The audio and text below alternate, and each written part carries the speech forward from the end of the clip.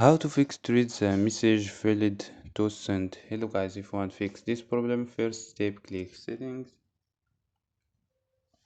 click apps and notifications, click apps and wait a second for loading.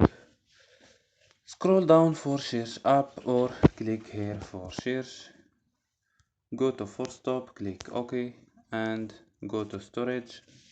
Click clear data and click OK and click clear cache.